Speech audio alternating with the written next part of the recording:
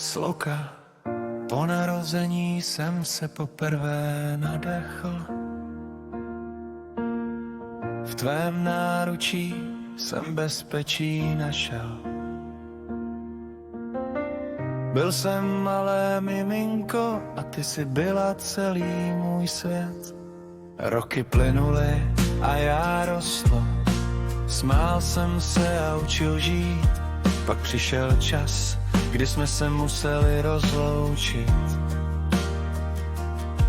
A já zůstal s tátou a tetou.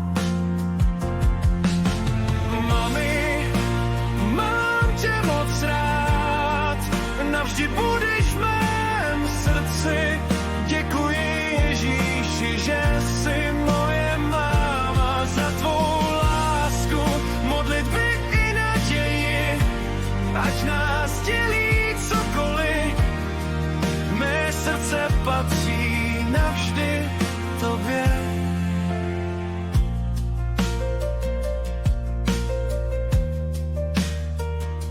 Sloka, nikdy nezapomenu na všechno dobré,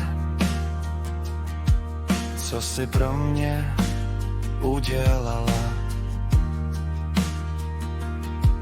Tvoje láska mě provází každý den